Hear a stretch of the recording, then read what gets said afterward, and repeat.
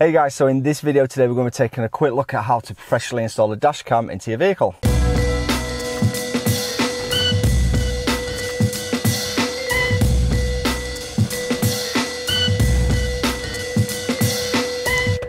Hi, so welcome back then. If this is your first time here, my name's Matt, and usually this channel is just full of detailing content, but we're going to be doing something a little bit different today, and I'm going to be showing you how to properly install a dash cam.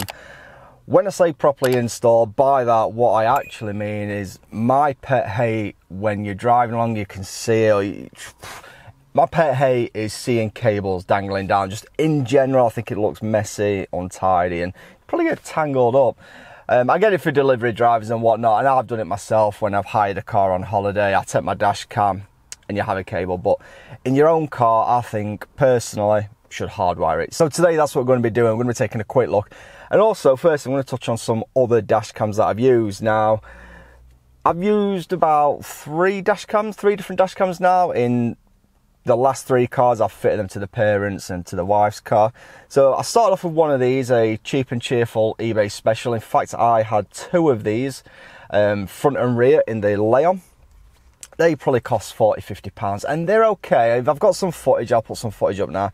They're okay, they're not the clearest, but they'll do. And yeah, if you're in an accident, you've got something. The next one that I've used then, so as I say, upgraded, I went on to the Nextbase 412GW. I bought this for the Pulsar, maybe around about £130-ish. It was the middle of the range one, so at the time there was a 312, 412 and 512. Now there's quite a jump between the 312 and the 412, but then between the 4 and the 512 there wasn't a massive amount of difference in terms of resolution rate, frame rate and all of that jazz. So anyway, that's why I went with that one. Just drop that down there. So for this car then, yeah, the missus was toying with the idea, do I have a rear camera? And let's be honest, it's all well and good having a dash cam, but to me, they're going to be used if someone brake checks you for an insurance scam, or if someone pulls out at a junction and you T-bone them. Now, let's be honest, the majority of accidents are probably going to be rear end shunts due to someone tailgating you. So, and we just seem to notice you get a lot of tailgate. It is ridiculous these days. So, we're going back to having a rear dash cam. Now, the choices were, do we keep this one and buy another one, an updated version, because the 412 is no longer available. It's the 422. So sticking with Nextbase, just to quickly let you know, it's not sponsored by Nextbase or anything like that. They do a 322, 422, 522 and 622. I think there's some other models further down. They all come with things such as Alexa built in, which are whatever. It's handy to have, I guess. The main thing is Wi-Fi is handy just to be able to view the footage if you need to, but normally I just take the card out, take it inside. One good thing with these then, so I bought the 522 model. Now before we carry on, I just want to say I got this one because the 422 was on back order. I've not managed to get any discount codes. I have contacted Nextbase. I have paid for this myself.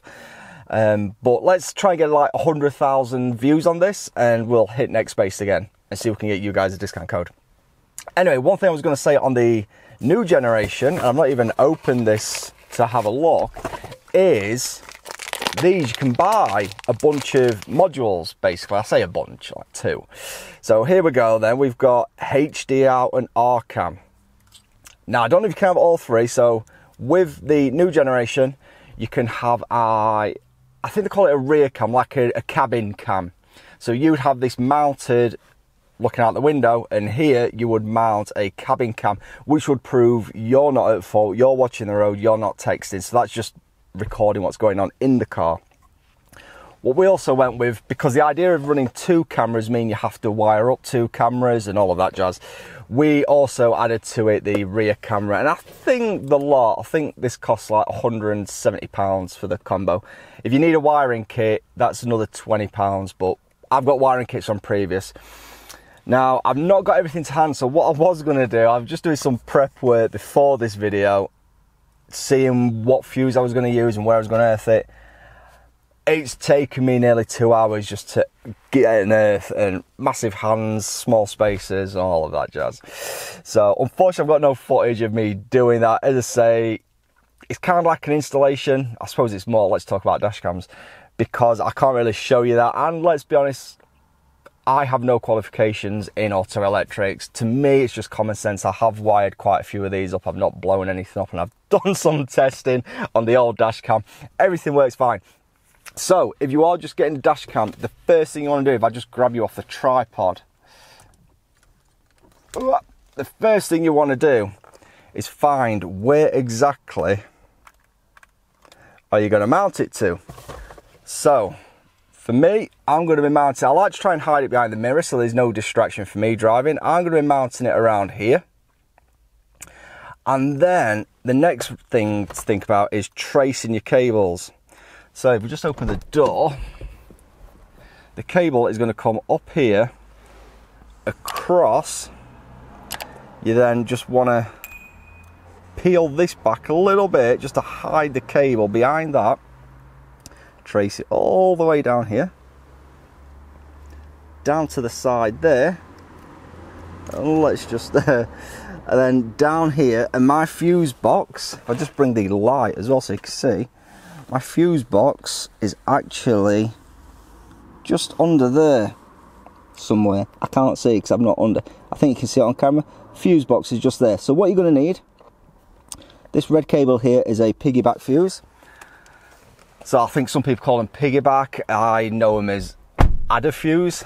So basically, if you're buying a kit yourself, if you're not sure, then just buy the one from Nextbase. It comes with everything you need, including 2 adder fuses, depending on what size fuses. So I've got both sizes because the Leon use the big standard size.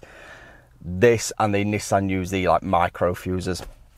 So you're going to need that, and then you're going to need again, I forgot what the proper technical name is, a down stepper. Basically convert your 12 volt, so it'd be 12 volt in to 5 volt out, because that's all the dash cam needs is 5 volt. So basically, yeah, you're just going to be running that, all that wiring down there like so. And then you've got this length of cable. Now usually you would start up here, run your cable, run your cable, run your cable, run it, and then you can cut it. I cut it on the Nissan. Luckily I had a second lot. In fact, what have I done here? Oh, that's where I've just nicked it. I've wrapped loads of tape, hence why don't copy me, don't do what I do and all of that. I've just kind of nicked it there, so there's no exposed wire under that. I just wanted to protect it a bit more, so that's why that's there. You will need some basic tools. As you can see, that's the cheapest, nastiest screwdriver ever. A few like sockets and that. On this panel was so easy to come out, but I've had the glove box off, I've had all this trim off, I've had so much off, it's unbelievable. So yeah, you're going to need some basic tools and a bit of dismantling required. If you buy your dash cam from one of the if you buy the dash cam from one of our high street retailers, sometimes they offer a fitting service, and you know what, if it's 50 quid, pay it. Yeah, 2 hours just to get an earth and get the nut back on.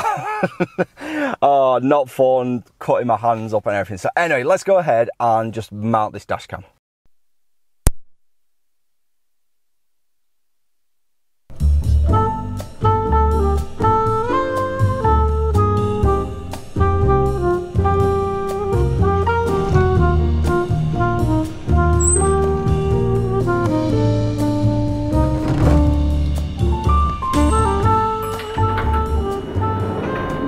So that's where I've mounted the rear dash cam then. Obviously remember to leave enough slack to actually open the boot. This runs basically all the way across here. There's loads of space in here to hide all the slack, and then runs all the way to the front and down to the dash down there.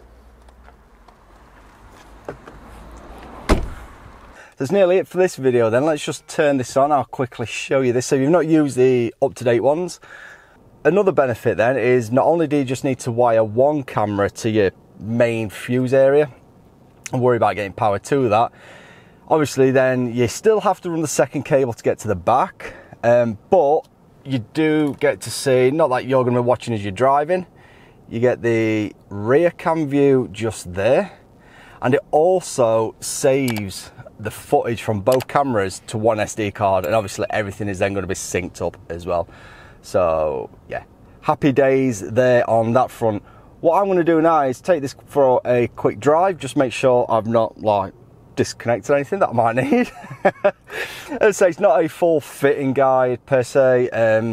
Every fuse box is going to be different, or a different location at the least on every car. Normally the passenger area, this side of the car in the UK, in the US and everywhere else in the world, it's the driver's side. Yeah, just look for a, as I said, just look for a feed that's only live when you turn on the car. So with a radio, come with a wiper. I think I use the front wipers on the Nissan actually. I've used a rear wiper on this one. That's pretty much it. Just, yeah, be safe, use proper crimping tools. If you can solder the connections, I've just crimped mine together, and then I like to just put loads of tape around for peace of mind. But that's just me. So yeah, this works. As I say, I'll overlay some footage from the other cameras as well if I can find any. I should have some from the last camera, but the really old eBay specials, I'll put that over. Anyway, waffling now, so that's pretty much it for this video. If we get 100,000 views on this, I'll contact Nextbase again. I say, look, can we get a discount for you guys? So yeah, that's it. Dash cams. Let me know in the comments below, do you use a dash cam? Has it ever come in handy for you? Have you ever needed the footage from it?